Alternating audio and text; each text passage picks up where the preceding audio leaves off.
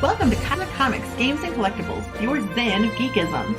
We carry comics old and new, magazines, toys, games like Pokemon, Magic, D&D. Want Godzilla, Ultraman, Star Trek, Ninja Turtles, Funko Pops? You'll find it all here. Shop our Cosmic Sound Room and pick up a record or two. Enjoy our Comic Coffee Lounge with a cup of Sasquatch coffee while geeking out over a super cool movie on our big screen. Cosmic Comic, Games and Collectibles. Superman loves us, and so will you.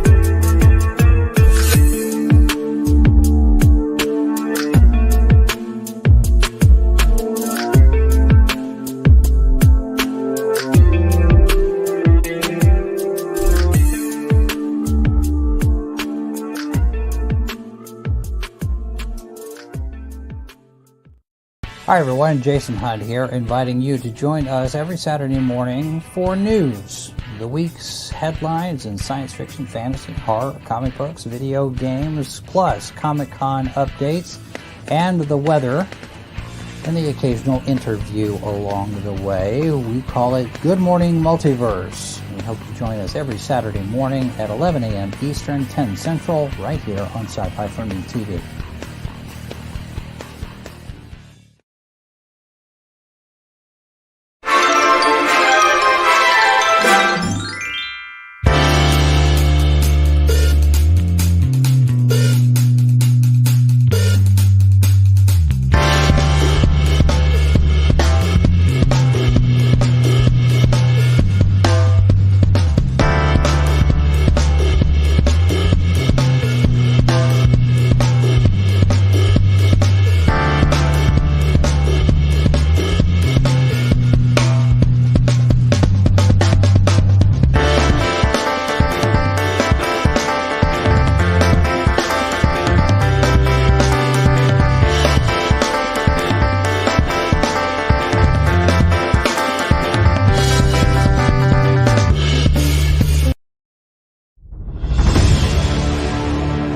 America's southern border has become a war zone. Human traffickers, drug smugglers, and terrorists flow across the Rio Grande with impunity, secure in the knowledge that no one will stop them. A distant federal government lectures Americans on their privilege while punishing overworked Border Patrol agents who were helpless to stem the tidal wave of invaders and determined migrants. Second-generation Cuban-American Marcos Zamora is a military vet, more patriotic than most Americans. No longer able to ignore the chaos at his doorstep, he acts. Joined by his best friend Gus, they hit the border every night, saving lives while stopping violent drug cartels and other opportunists. The government reacts with fury at Marcos' attempts to preserve American sovereignty, deploying the full might of their enforcement agencies. But Marcos understands that the only thing the rich and powerful fear is bad publicity, and he records every encounter. Whoever he is, this private American must be stopped. Illustrated by Richard Bonk and written by Eisner winner Mike Barron, Private American is his version of Captain America, and maybe a little Punisher, taking part in this ongoing, violent, and very real battle of good versus evil in the war for American sovereignty. Grab your copy at theprivateamerican.com. We have a secure border, and that is a priority for our administration.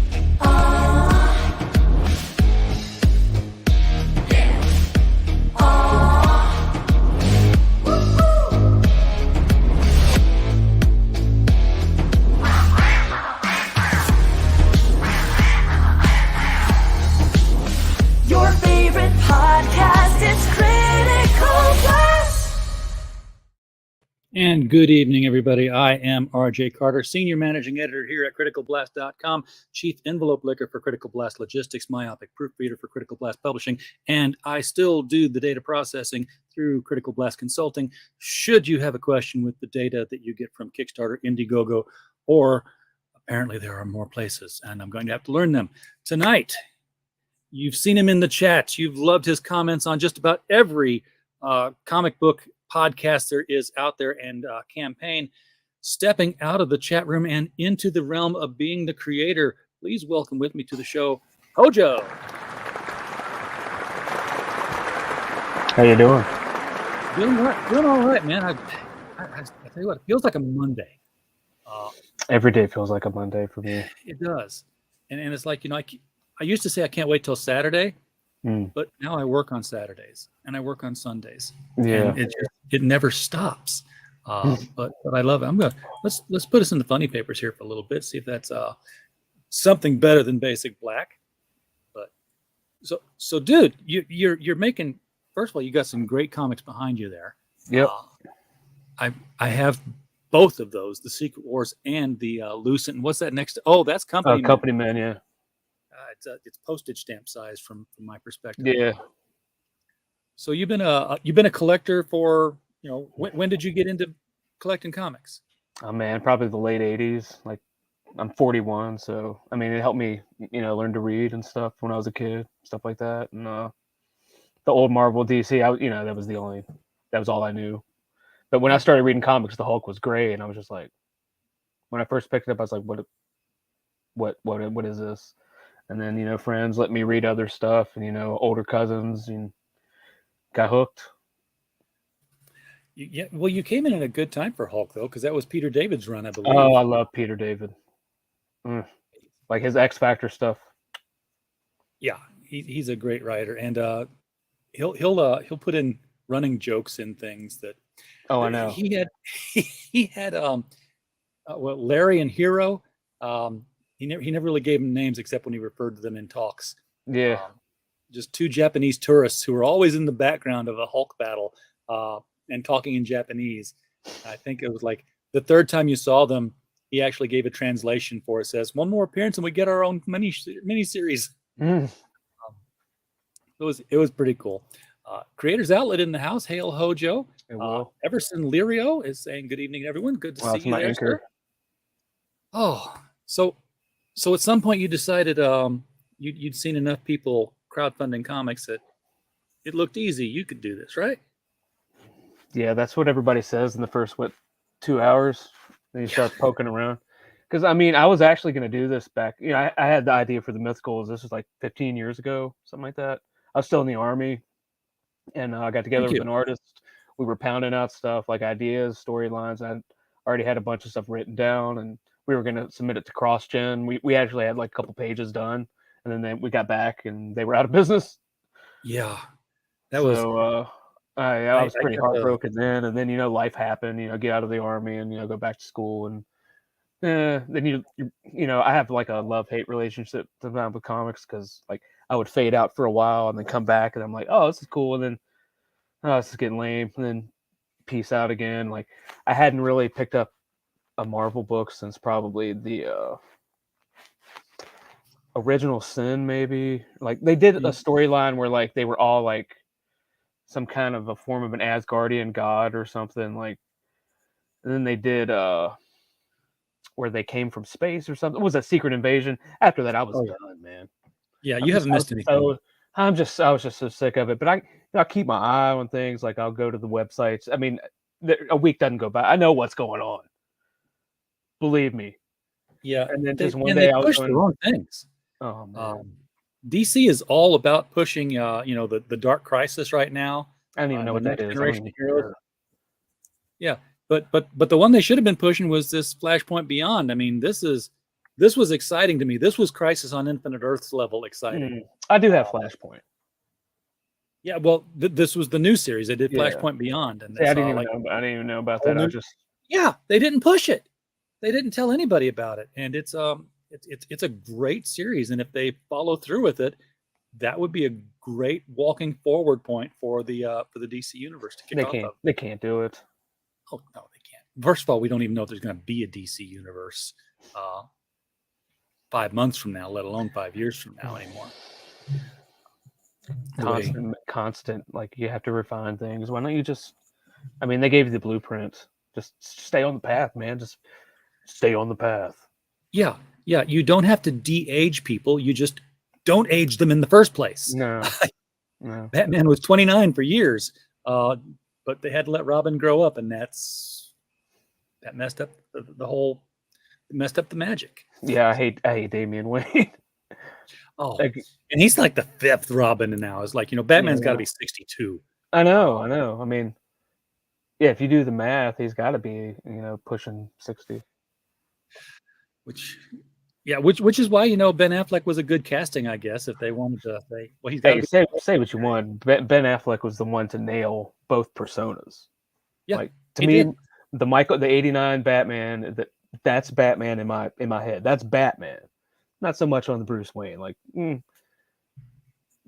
Val Kilmer was handed a bad hand. We don't talk about what came after him, and then you get Christian Bale, who's a phenomenal Bruce Wayne. I mean, that is Bruce Wayne. But the Batman, dude, I don't care how much you try to sugarcoat it and try to point and try to say, well, it doesn't work for me. Now, Batman Begins was a good film. It was. Heath Ledger was the Dark Knight. I don't even remember the rest. Like, if I watch it, dude, I'll just watch the Heath Ledger parts and then like a couple, and then that's it. Yeah, that's the best part of the movie. And then I hate the third one. I'm sorry. Well, Bane was in that one, and Bane talked like this. Give it back to the people. Yeah, dude. And I love that they took that same accent for him in the Harley Quinn cartoon series. Oh, did they? Did they? Yeah. Oh. He still talks like this. But there's DC's animated stuff. They're on point with that. They should just do that, and that's it. Marvel and Disney. Marvel is owned by Disney, who used to do pretty good animation. Yeah. You have Marvel. Do you see what I'm saying? No, we made What If, and you shit all over it. I used to be a big What If fan. I was big into the alternate universe type thing. Well, What If was always based on something that already happened in the comics, and then it was like, what if it was different? Yeah. What if they decided something else? Yeah, one of my favorite ones is like it's like What If number 23 or 25. It's when Atlantis attacks, and this is the first time I ever read anything like wacky. It was like, what if they lost or whatever, and there was like some snake god. Basically, a bunch of the heroes had turned into like lizard men, like Spider-Man, Moon Knight. All of them had like lizard heads. And it was up to the Hulk, some dude named Aquarius. At that time, I was like, who the hell is? Oh, it's Jesus. Doctor Doom, Sabretooth, and they all have to save the world, and it didn't work out. Like they took out the Hulk with like the Invisible Woman put a bubble on his head to where he couldn't breathe, and it took him down to Bruce Banner, and She-Hulk just knocked his head off. It was out there. Stuff like that worked. No, not anymore. It was always fun, but it was always what if. We knew that it was just a what if, but now it's like now what if is like the testing ground for, okay, let's move the Marvel universe in that direction kind of thing. Oh yeah, like the whole Miles Thor thing. Yeah, we had what if Conan came to modern day New York. That was a what if 30, 40 years ago. I don't need him in like Extreme or Savage. Was it Savage X-Men or something? I forget what title he was in, but they killed him. So God, he's dead now. But because they wanted to kill that massive machismo. It was symbolic. That's what that's probably, I joke about it. It's probably their intention. It probably very, very likely was, because that's what they do now at Marvel. They just kill good stuff. Captain Finity, glad to have you here. Raise my bottle to you, sir. But you're going to make better comics than what we've got now, I hope. You got that? That's the plan, right? Yeah. Yep. So what's the elevator pitch here on the Mythicals? I love the name, by the way. Nice. I can't believe it hadn't been taken. I know. I researched it. I'm like, are you sure it's not? There's like a mythic universe and stuff like that. I researched it for a while, and I was like, okay, well, we'll roll with that still. So, I mean, the elevator pitch would be all the best parts of Buffy the Vampire Slayer meets Wildcats with a little X-Files conspiracy sprinkled in. Okay. I would describe it as like a supernatural action mystery, because you get that whole, because I was in the army, so I bring that whole thing to it, like the covert strike force, but it's made of mythological beings. Well, there's a human too. So when you say they're made of mythological beings, are these characters that we would know from like Edith Hamilton's mythology collection, or are they just creatures that have new names? I mean, We have a vampire. Yeah, and see, that's the thing. Like, I've blended all the world's mythologies. I mean, you can call it lazy if you want. I call it streamlining. You can go from monotheism to polytheism and back again, and there's a connective thread through all of this. So in mine, like what you would call a supreme being or God, for lack of a better term, it's like David Bowie. He's gone through changes. Like, you can be the one that's known as Yahweh, you can be the one known as God, you can be the one known as Zeus, but streamline it. And every religious period is an experiment, and eventually he just gets tired of chasing perfection, which is ironic because he's supposed to be perfect. And he was like, humanity is going to have to fend for themselves. But since he's gone, there's something coming. We're up for grabs for somebody else. Yes. Okay. Something else. So that's kind of what the premise was for Preacher, to a degree. Did you ever read Garth Ennis'? I did, but he's not sadistic like that. He's just had a little bit of an identity crisis. And so he put a lot of pieces in place long ago for humanity to realize that it's really about faith. Because I'm an agnostic person. I'm like Mulder, I want to believe. But this is about faith in people. Because in the end, like when you're in the army, you have to have faith with the person next to you, person in front of you and behind you. You know what I'm saying? So, I mean, they're going to do what they're supposed to do. Yes, it's an accessible story because it can be what you want it to be. When I say that, if you're looking for something deeper, because every panel has a purpose, every page it has a path. We're all leading somewhere. Because I only have 24 pages in a floppy. Yeah. So that's how big this is going to be. Yeah, it's a 13-issue arc. I have little mini arcs throughout the thing, but it's 13 issues. That's it. I guess manga style. That's it. Well, let's take a look at a little bit of the art here. We have this is the cover, and I know what the logo is going to look like. It's going to be, and it's going to be thrown right across the top there. So who are we looking at here? I can tell there's a vampire in the back. Yep, that's they always wear red and black. His name is Julian. Yeah, this cover is done by Dan Dahl. And let's see, right there in the middle, that's Nancy Moon. She's our window into this whole world. It starts with her, and I mean, ultimately it's about her, but I mean, it is the team. But she's like the everyman. You know, we experience the world, see everything, and everything gets explained through her eyes. And on the left, that's Agent Lucas Beckett. He's the human. He's pretty much the smart ass of the group. That's my throwback to like the 90s image pouches and stuff. Like, I mean, he's pure testosterone. And there in the back, that's the director. That's Adam Loomis and his bodyguard, Mr. G. And on the right, that is Daniel Montclair. He's what you call it, like a techno mage. Those little bracelets helps him focus. Like, he's like the Q. He makes all the little gadgets. Okay. And he has these little discs or whatever he can throw, and then it just opens up like a portal. It's like a teleporter. So that's how they bop around. So, how long was the team gelled in your head? I mean, you mentioned that you had the idea back when CrossGen was still around. Mm-hmm. That was a tragic story. I got to interview Mark Alessi for another website that I was working for. Nice. And they actually put that in there. They put the whole interview in their PR press kits that they would send out to other people. Sweet. Got somewhere stacked away, but yeah, I loved their stuff. I can't believe that. Like Sojourn and the colors. I don't know who the colorist was, but I just remember looking at them. Like, it was just a beautiful book. Yeah, it was. I was big into Ruse because it was nice Sherlock I had a Holmes. couple of those. Yeah. So let me.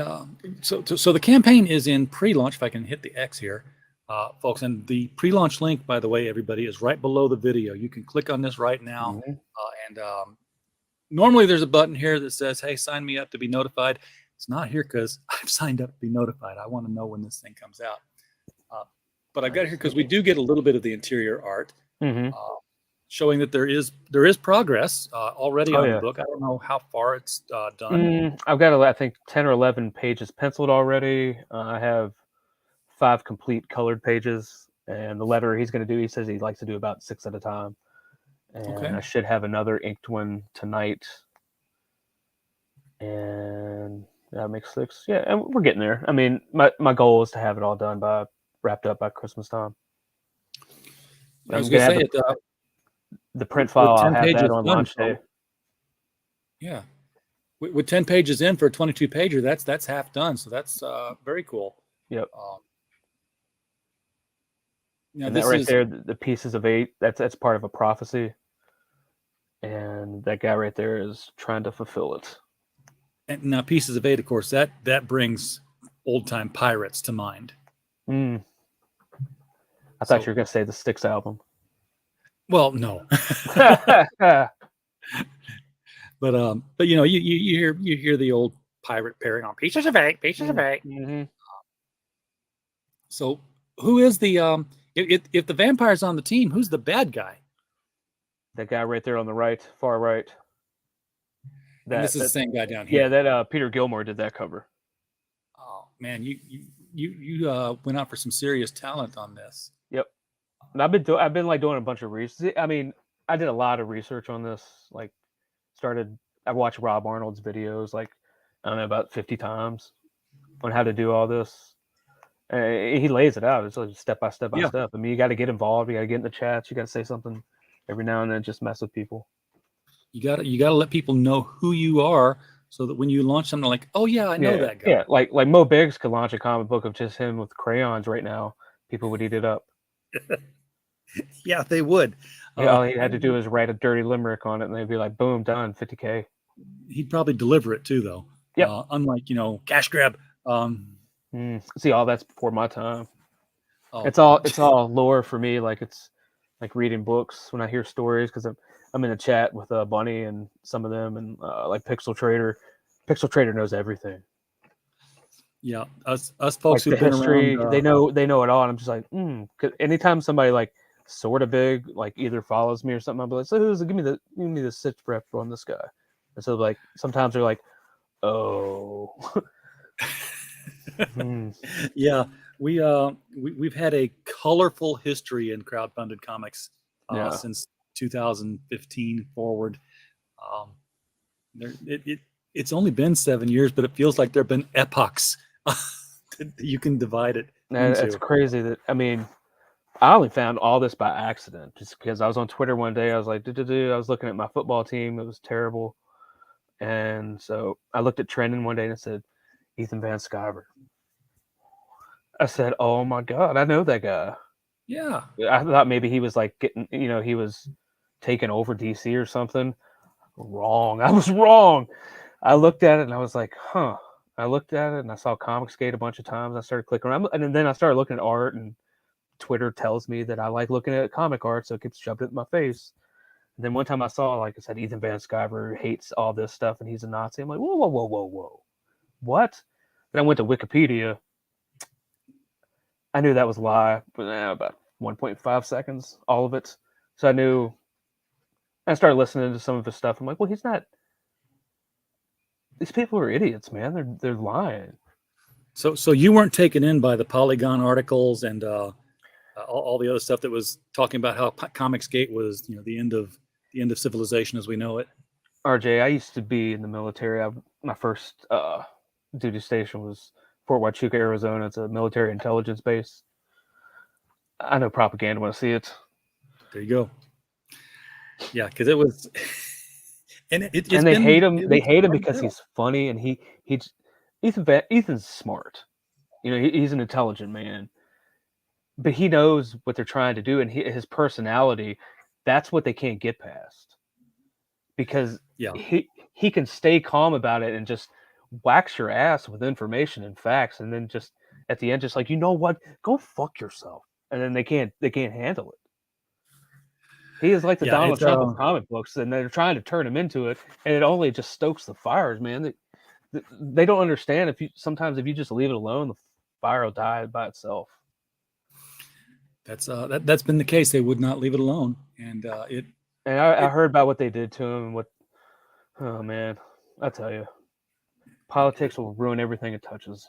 it does, and you know what? It's not like the whole thing that they say Comicsgate is no politics in my comics. Well, like, no, it's not no politics in the comics, because for crying out loud, if you remove politics from storytelling, you've taken away most of the 70s. the trust. Yeah, I mean, you've got poetry. Yeah, man. I mean, But- you got to but have depth. And you can't. You can be subtle about it, you know, like the way they. Even though, like, I don't think it's the greatest story, but Frank Miller's The Dark Knight. That had some political overtones. Of course. I mean, I don't like what they did with Superman. Whatever. It's a good story. We don't want to be preached at. We don't want to be, I don't want to be hit in the face with it. Just romance me a little bit. Take me out.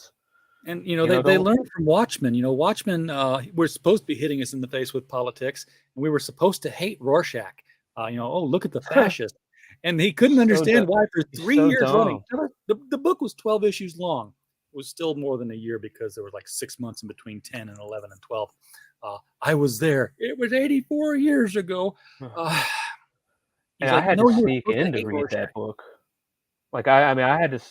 My first comic book shop, it had like it's almost like a porn room. Like it's where they kept like Heavy Metal magazine, like Vertigo. And it said, for real, it said like, I think it said 18 and up. I don't know why you would have to be 18 and up to read like Vertigo stuff, but we would go in there and sneak a read, like just sit in there, because they'd have chairs in there, and like we would sneak in when we were like 12, 13 or whatever. And that's when I fell in love with like the Alan Moore stuff.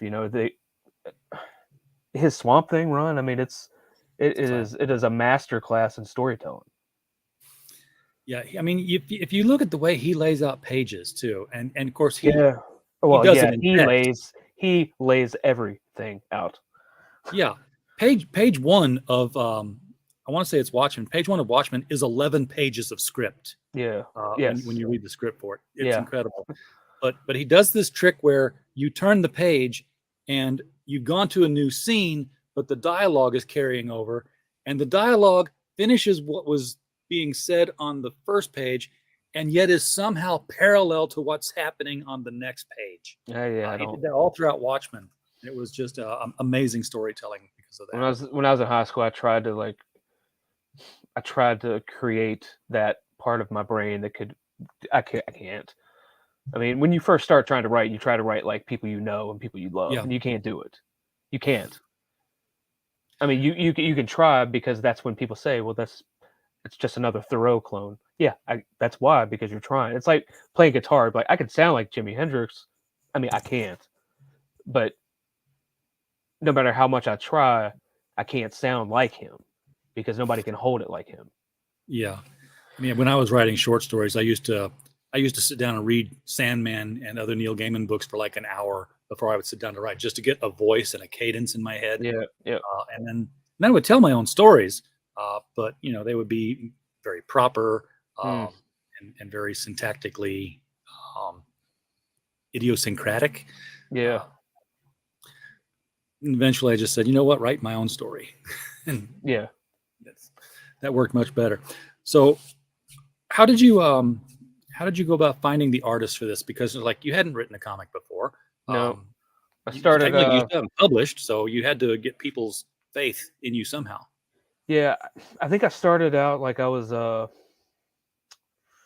course, like any moron, you Google how to make a comic book independently. It all starts there, and then I think his name's Kyle Strom. He has a newsletter. I subscribed to that, and it was like a breakdown on story beats and stuff like that. And just because you read comics for 30 years doesn't mean you know how to write one or draw one. Sure. But I mean, the structure, like, all right, this page turn, you want to like a moment, and then when you turn the page, there's the reveal. At the end, you have a teaser. It's an ABCD format. I mean, you do need to know the essentials of script writing. I mean, and then I got Ed Cooper with Telepathic Bunny recommended On Writing by Stephen King. Probably the best book he's ever written. From my point of view. I agree. From my point of view, I don't know if it was the drugs or not, but he told you how to write. Do you have Understanding Comics by Scott McCloud? No, I don't. But it's on the list now. Yeah. It's a graphic novel that teaches you what comics are. He uses comics to teach comics, and it's he's done 2 books. He's done Understanding Comics, which is the foundation, and then he did Reinventing Comics, which came out when web comics were starting to become a thing. Okay. And web comics still don't do what Scott McCloud saw them doing. Now I still want paper. When I talked to McCloud years ago, he was like, well, there's always resistance to change, and the newer generation will want the digital. And it was like, the teens in Egypt said, we're like, what's this papyrus shit? We like carving on the wall. The wall's not going anywhere. You're not taking my chisel away. Yeah, exactly. But he talked about the infinite canvas where, you could scroll right or scroll down and still understand the story. Yeah. And he just showed this example of Zot, his character, and he just had this constantly scrolling thing, and you'd scroll and there would be the character falling through space and saying something. You'd scroll and there would be the character again. You got the impression that he was falling, but there was no animation. He still said, no, as soon as you animate anything, this motion comics things, that's now a cartoon. That's not comics anymore. Right. I know I remember they first tried it with that with Black Panther. I had that run actually. It was, I think, Christopher Priest, maybe. I don't remember, but it wasn't great. I don't like to me digital comics. Like I have a few, but they're to me they're good. Like if you're going on vacation or something, it's just like your Kindle, man. Exactly. But other than that, but it's unless financially, you have that advantage now. But I don't think that I would if I could afford it, I would always have paper. I would always choose paper myself. I can't read them even when I get PDFs, I can't read them. And Scott talked about this as well. He's like, and we're still making the same mistake. He's like, people who are doing electronic comics, they're making them like they're on a book, and your monitor is like this. Mm-hmm. So you got to scroll up, scroll down, scroll up, scroll down, and it shouldn't be that way. Right. Yeah. That's what makes it hard for me to read now. Now, of course, they got the monitors that you can, turn document size. Mine's not one of them, and I'm not going to get one soon, and I'm not going to get it just for that. So I know. So, well, I guess like after that, I went on Alterna Comics. I was searching independent comic publishers and like I guess how to get published and stuff like that. This was really before I found the crowdfunding stuff. And then I saw a guy, he was drawing this really good werewolf, and I'm like, oh man, that's awesome. And I just got in touch with him. I was like, hey man, what are you doing? And so we started talking, and he did some concept art. And then I was on Twitter, and I found this one guy, and his pencils were incredible. His name's Thomas Tikas. He's from Greece. Okay. And I was like, would you like to do like some supernatural stuff? He's like, well, let me peep the script. I let him look at the first like 10 page or a few select pages. I didn't let him look at all of it. Just I wanted the action and the cool shit. Right. And he was like, oh man, this is awesome. Send him some of the concept art. And he was like, yeah, I'm down. And then it took a while actually I had an inker lined up, and then some things fell through. He was from another continent, and the pay system like wasn't the greatest. Like I didn't feel comfortable with it. And then I guess I moved on, I pivoted. But this whole time I'd been making lists I have a long ass list of artists, inkers, colorists, letterers, just in case. I always like to have contingency plans. So I pivoted, asked him, I was like, well, do you know anybody? Or no, I think, no, Everson that's in the chat. I was like, man, your stuff's awesome. And it just happened to know that he was, he knew Thomas. Just, I can't believe, it was almost like fate. I was like, oh, well, this is awesome. And then I couldn't afford the colors I was going to use. And Everson knew a guy. He was like, yeah, I know colors. And he sent me a portfolio, and I was like, fuck yeah. So here we are. This is the team. So, this is without getting into the numbers, I don't want to know the finances, but is this a creative team that's sharing the take, or is this one of those situations where you're the writer, it's your concept, so you got to pay these people up front to produce stuff before you've even started crowdfunding? Mm-hmm. Yep. I got to pay for everything. Oh man, so that's got to hurt. What's going to be your goal, do you think, when you launch the campaign? Are you talking about my funding goal? Yeah. I'm thinking probably like 3. Keep it low. Well, that's not bad. I'm prepared to take a loss. I mean, I see how things work. I've looked at other campaigns like book 1 to book 2, the jump, if there is a book 2.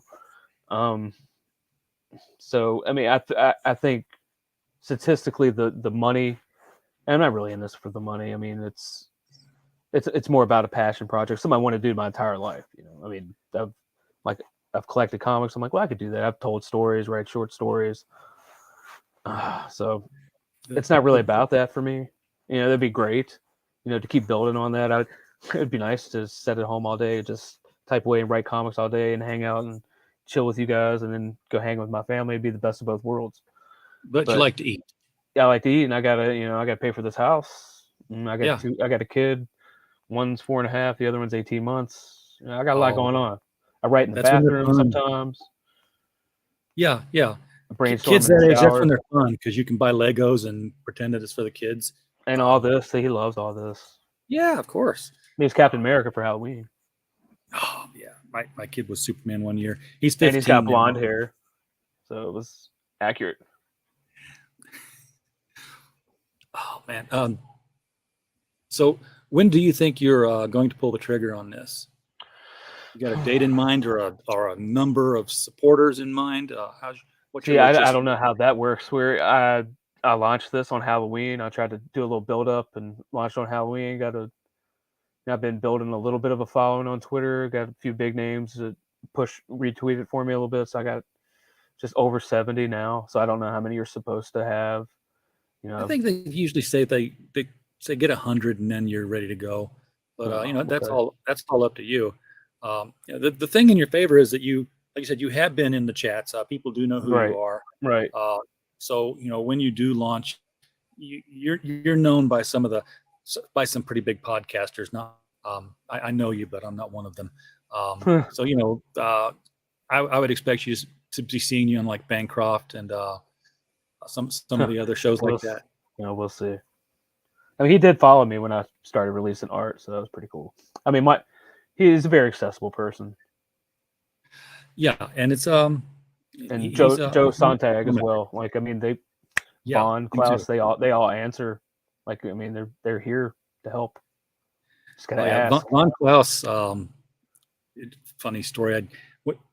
My website, I built it to do reviews of media. I wasn't doing this podcast thing that much at the time. I was just writing articles and posting them. So, my first Comicsgate review of a book was not favorable. It wasn't unfavorable. It was a 3 out of 5. So it was right in the middle. So I had, criticism on this and praise on that. And the creator took to his YouTube channel and made a whole rebuttal video about it. I'm like, okay, well, the way it goes, I guess I better not do this. And then Vaughn reached out and said, hey, would you be interested in reviewing a PDF of Monster MD? I'm like, well, you saw what just happened. He's like, yeah, I saw that. And that means if you like it, I'll know you do. I'll know you mean it. Because you were willing to criticize somebody else. So I'm like, bring it on. And loved it. And I can't. I do want to read it. I got Terror in the Trenches. So I've been backing a lot of books. Just I feel bad because there's so much good stuff out there, and there's a lot of stuff that's getting falling through the cracks, so to speak. I forget that I back things, and then let me put my finger in the right spot, and then they show up, and I'm like, oh yeah, I ordered that. I remember that now. I got Inglorious Rex the other day. That was the very first thing I backed when I got into all of this. Oh, that's delivering? Cool. Yeah. Yeah, there's some stuff I back that I despair ever getting. Fairy Quest. I can't remember the guy's name, Paul something. He's the guy who wrote Logan. He gave Logan an origin for Marvel. Oh God. And it's like 2 months ago he showed pictures of the boxes in his garage. Says fulfillment begins soon, and everybody in the comments is like, "Is soon like now yet? what's going on?" Um, so Everson here says, in this project, there's a very nice understanding between everyone involved in the project. HOJO, a really cool story. It's always there to listen to the artists.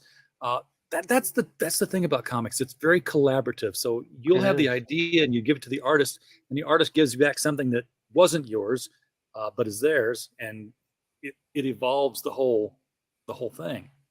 Are you seeing that happen with feedback from your artists? Yeah, I mean everything's pretty. I mean, this is my first time, so it's been a few bumps in the road, so to speak. But I rarely make the same mistake twice. I try not to do that, and I always asking for feedback. I'm like, well, how can I be better next time? You know, what do you prefer? How do you work? Well, how do you work? And then as soon as I get a page in, I'm like, I'll let him know, even though he's already told him the page is ready, you know, and so forth down the road. It's been pretty good. You know, it's a good turnaround. Now, of course, with crowdfunded comics, it's never the comic. There's like, yeah, but here's all the cool stuff that we're selling on the side. Sometimes it's more like, it feels more like I'm buying a bunch of prints, but I have to buy a comic to get them. Yeah, see, I'm gonna do that different. I've noticed that too. Like each one of these covers, I'm not going to charge extra for a certain cover. You know, it's not. Well, maybe if I had a Dale Keown cover, but I would have to recoup the money. Of course. So I'm not going to charge you extra for a different cover. If you just want the book, that's fine. But everything's, and I'm not going to pay you extra to get a 6 a.m. Chibi sticker, which I got. That's going to come with the book, no, free of charge. And then I'm going to have a separate tier, like an add-on. I got a metal card, and then I'm going to get Tank Ferret to do some other designs on some trading cards. And then on the other side, it's going to be like, I guess another sort of tchotchke or whatever, something different. Like maybe like a sticker. And yes, I'm getting one of the Luke Stone told me this one place to get it's like a UV, like a blacklight sticker, and there's some reds in it. I think it's gonna pop. I do black light stuff. I mean, I've seen some stuff like Frog G's book, Voodoo Gods and Magic. The dice. Like put that on some black velvet, and then let it pop under a black light, because that would be just awesome looking. Oh man, so I know I was going to click here where Telepathic Bunny was just talking about the Gilmore cover. That is terrifying. He's wearing kind of he's wearing a papal mitre. Almost had a pope hat. It's a papal mitre. He's wearing an upside down cross, so we get the whole. Not a good guy. It's a very satanic kind of imagery, which is right out of some classic horror stuff. And he looks. See, I don't have sympathetic villains. Oh yeah, he's been dead a while. And he's looking. I mean, he's just got he's very driven. Let's just say that. Now you've got this scheduled for 13 issues. Is he the villain all the way through? Like, is he Mum Ra to the team, or is he the villain of the arc? He's there throughout the whole time. Okay. I wouldn't say to put it in television terms, he's not the big bad. Oh, okay. He's not the puppeteer, but he's not the marionette either. So there will be like what I want to say. I keep thinking of this in terms of like He-Man, where Skeletor was the big bad, but then he'd always send out the henchmen. Oh no! Yeah, Beastman and stuff. This guy's middle management. He has henchmen. Yeah, but he's devoted to the cause, so to speak. Like there's no like Sith type thing. He's loyal to the boss, 1,000%. So there is a boss of him then. That's in all of it. That's him right there in the back. I'll spoiler alert. Oh, okay. Well, yeah, there is someone standing over his shoulder. I should have seen that. The positioning was right for that. What's the setting on this? Is it for way in the future, or Oh, this is now. This is it's now contemporary. story? Yep. Set in Washington, D.C., Northern Virginia area. I mean, I'm from Virginia, so you're right what you know. Sure, absolutely. Like Anthony Figueroa, his is down in New Orleans because he's from New Orleans. Yeah, the God's Hand stuff he Yeah, does. I got that. I got the first issue of that and like that hybrids pack. Yeah, I got that too. The long The long shots. shots. Yeah, the long shots. Yeah. He's Vader, not the Emperor. Yep. By the way, folks, top of the hour coming up here. Be sure to pop over to the mic stand and get the nightly niche news from Mike Walters. Everything in anime, comics, and professional wrestling that's happening today. He's compiling that into a new show he runs every night. So I definitely, I've already clicked the thing to let me know when this thing launches, because this one is one that I would like to get my hands on this one. Of course, I love anything Peter Gilmore draws, so I want to get that. But I'm also intrigued by the whole Monster Squad concept of the story. Yep. Yeah. Because I thought about it, I was like, I guess I'm gonna have to tell the story 100,000 times. I mean, I was on patrol one time, and I was like, what if like we just had like some badass monsters? We wouldn't have to come in here. It would be awesome. And I started thinking about it. That's really how it started. I was like, well, that'd be great. And then I just had to. People are like, well, and I get the thing like I've gotten a few messages like, well, you don't know how to write a woman. I'm like, well, how do you know? Like, what does it matter? She's a woman. Like the main character is a woman because that's what the story dictates. Yeah. Doesn't mean you have to be one. Yeah. I mean, I don't get it. It's like saying you'd vampire to write the vampire character. Yeah, like, are you saying that, what are you, against a strong female lead? Whatever. I hate that. I hate that whole business, but I'll tell you something, man, that doesn't work on me. You can, I'll tell try it. I mean, I'll be cordial with you. I'm funny. I can talk about anything all day, but if you come at me like that, I will crush you. Like, don't tell me what I'm not allowed to write. Do not. Oh, you talked about being in the Army, and if we had monsters.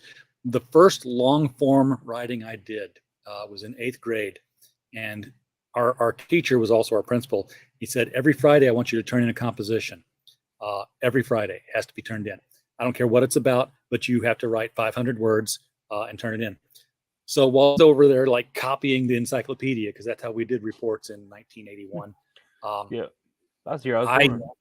I wrote a chapter a week about a World War II platoon leader who was in the Black Forest, and a shell went off and it unearthed a coffin, and a vampire came out of it, and he wanted to atone for his misdeeds. He joined the U.S. Army. No, that's cool. And it was pretty wild for mind to.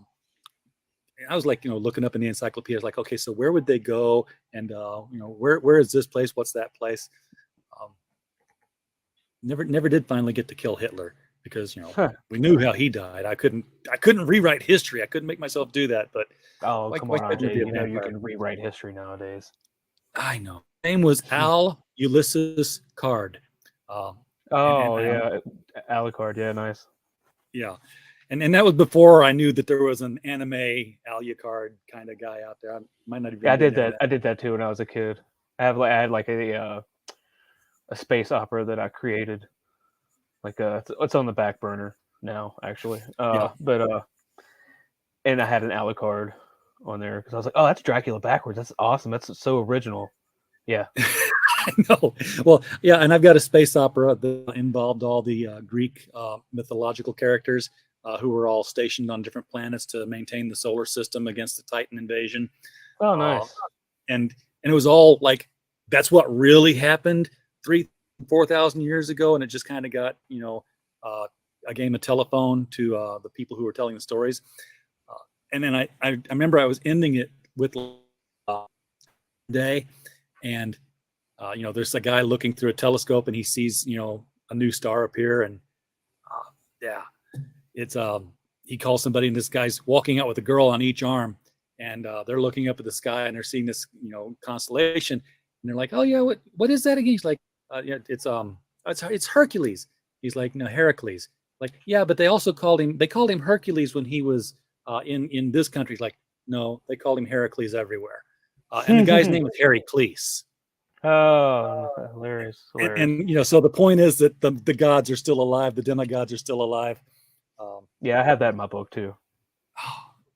Yeah, Yeah, I just it's wanna weird play you with mentioned like the army, the thing. I have a werewolf. Everybody's got a werewolf. I didn't even know they were a thing around here, but I got one too. But he's an issue too. But Oh yeah, he's people from love like the werewolves. he's from like the Germanic tribe area, and he actually came over here during the American Revolution, took the side of the Native Americans, and then eventually became a disillusioned, like joined the army and like was with Level M for the longest time, and then just retired and off into a cabin in the woods. And he was just like Yeah. done with it. Like, but it's like dialogue is so funny because like being in the army, you're around so many different people, so many different personalities, and like me, like I like to have fun. I like to make fun of people. I like to give people cool nicknames. Like it's like George Bush, Scotch and soda. But it's fun writing dialogue with those so many people because a lot of these people like the Lucas character. That's not a self insert. I knew a guy like that, and I mean, there's parts of I guess I Horcruxed it. There parts of my personality and Sure. different in part of the characters. Like Nancy's unsure of herself. She's clumsy when she gets all nervous. That's me. Uh, but it's fun writing the dialogue because you can just bounce it off of each other. Because I mean, like sarcastic, it's hilarious. Like that's why It's great to the comedy part of it, like you can describe it as a horror comedy because there's jokes on jokes and jokes, but they work. It's not corny. Yeah, it's great to see a team of people where if somebody was reading aloud to you and didn't say who was saying what, you can tell who's saying what. Exactly. Because of the dialogue. Exactly. Because the guy on the right on the cover, the magical guy, Daniel, he's British. But he's Yeah, not like he's not John Constantine. No, but if somebody were to read like a Claremont X-Men out loud, you would know all the parts. Absolutely. Like, And Wolverine. and that's where I pulled a lot. I love Chris Claremont. He's on my Mount Rushmore twice. Sign up for Company Men 2 is live now as well. It comes with a 9 poster cards. Oh, you're gonna make me pack some stuff, Kimasabi. Okay, I'll do it. I was gonna say, if you've got a werewolf coming in issue 2, you might want to think about having a print of him on the campaign and available because, man, I don't know what it is, but werewolves are the new sparkly vampire. People are coming to werewolves for some reason. Well, so I don't want to do it now because people are going to expect it to be in the book. So I do have have a print already made of it. I'm just going to stick it in the back. It's like a coming soon. It's going to be my teaser page. It's just tell people a werewolf's coming and they'll be there. They'll be there for the vampire too. I mean, honestly, if it's a good story, people are going to come for it, whether there's a vampire, a werewolf, or a superhero. He's a joy to write too. Him and Lucas, like it's the odd couple with them. Like he's constantly making fun of him, but he doesn't realize it sometimes. And he's just like he doesn't get. He's over almost 2,000 years old. He doesn't get any of this. Like he's just there. He's got like a magical spell so he can walk. Because I don't want everything to be at night. So I'm like, I have a vampire. So everybody expects him to be, no sunlight. So I was like, the Vatican just gave him a tattoo right here so he can walk in sunlight. He's good. But if he slips up, it's revoked. Yeah, you're done. They'll send you to Maui. You can always find ways around stuff. I mean, like, you can just say, well, they could always walk in daylight, but they're pale, and you can see how pale they are in the daylight, and it draws attention. They don't want that, so they come out at night. Yep. That was the whole glittery thing. We don't come out because we sparkle. But it was a fix to the problem. So whatever works. That's the greatest thing about being a creator and writing comics. It's so fun. I mean, this is my property, my sandbox. I can do whatever I want. I'm not going to put nudity and all kinds of stuff like that. And if you're Yeah. religious, don't worry. The religion's handled very, very well. The bad guy, he gets it in the end. Let's just say that. Everybody knows We're that. used to religion being taught as or not being taught, but being handled as mythology and stories. I mean, the Omen is a very religious movie, but we love it as a horror movie. It's this and that. I never quite got those things. In fact, one of my first Destroyer books played off of the idea that I got from that was like, you said that the end of times is coming, and now you want to go and stop it from happening. I mean, like, isn't this the whole religion thing? Is like, oh, this is the day we're waiting for. Let's hurry it up. Right. Hold it off. You would think, no, we found the Antichrist. He's alive. Quick, vote him into office. No. Let's get things rolling here. Well, Now, this isn't the only thing you're writing, though, is it? Or am I? I got that story in the Out of Obscurity project. I'm doing Korak, Son of Tarzan. I did six. Yeah. Now the pages to that have been just phenomenal. Oh yeah, you saw those. I can share my screen. I guess you want to share the screen. Yeah, show us those pages again, because I've still got to get with my artist for the clock. We're going to repurpose Golden Age art and make it a whole new story.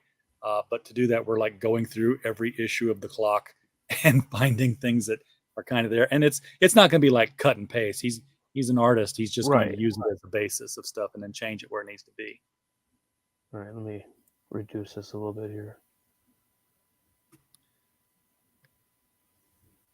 Okay. What's the sketch, by the way, just to the right of Company Men? That's from I won that on Don Chin. That's Bill Mouse. That's his daughter. Oh, Cat. That quack. Yeah, Cat. That's what it is. I tease Bill. I'm like, you didn't give your daughter a middle initial of N, right? Apparently he didn't think of it when he did it. You got it? That show up? I'm not seeing a share yet.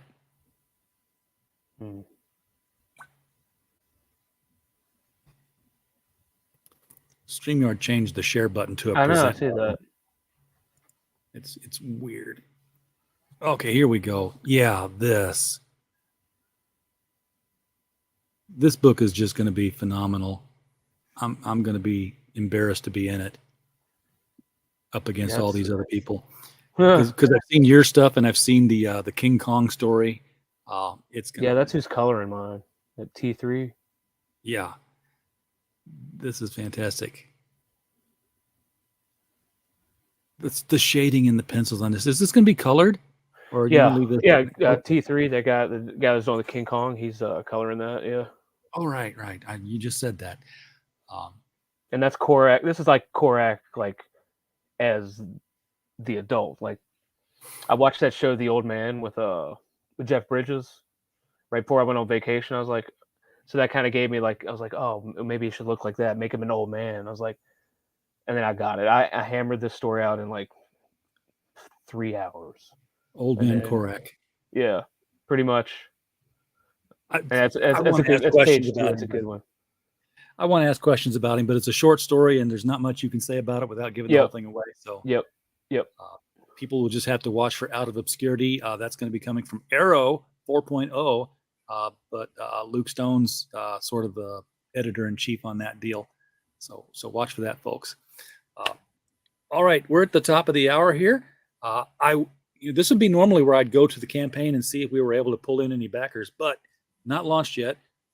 Come back when it's launched, and we'd love to talk about it some more and look at the tiers and convince people that they should throw money at it. Lots of money. Other than that, man, thank you for coming on and talking about it. I'm excited about the project. I know you've got to be. Pumped. I mean, it's been like crazy couple of days. My fingers have been just on it, man. I mean, you got to use those. I mean, especially in this, you got to get in that horror crowd. You got to pester those people. Yeah, you got to hit that, and that's the other thing that people sometimes don't get is that you're selling a comic book, so you go to people who buy comic books. You don't have to; they buy comic books already. You want to go to the people who are in the genre of the story you're telling. who maybe don't go to comic shops to get their fill of that genre. I mean, that's explicitly why I got the Peter Gilmore cover the way I did. Like all these people, like I kind of wish like that Hellraiser movie would come out like today or something. And if they were smart, they would have did it around Halloween, because that's when I did that like the night before Halloween, and everybody's like, "Oh." I mean, you gotta know your market, and you gotta go after it. You gotta talk to people. You can't just be on Twitter. It's not gonna work.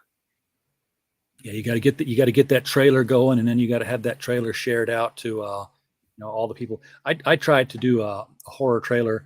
Hart Fisher has a AmericanHorrors.net streaming service, so I thought I'd try to do a trailer there, and just ran an ad on his streaming channel. Now it's not a streaming channel like Netflix is a streaming channel. It's a streaming channel more like Pluto, where you click on the page and whatever's showing, that's what you're watching right then. You don't have a choice. It's you turned the channel American Horrors, and this is what's playing at the moment, so you sit back and watch it. Nice. But I didn't have a great commercial, so it wasn't a big push. Good evening, Aldous. Good to see you out here, man. Hey. So with that, I just want to thank you for coming on the channel. Hope no to problem. see you Thanks for again. having me. Yep. Glad to, anytime. Everybody in the chat, thank you for coming out. We don't have a show without you. We're just a podcast falling in the woods otherwise. And as always, while you were here, we just hope you had a blast. Good night, everybody.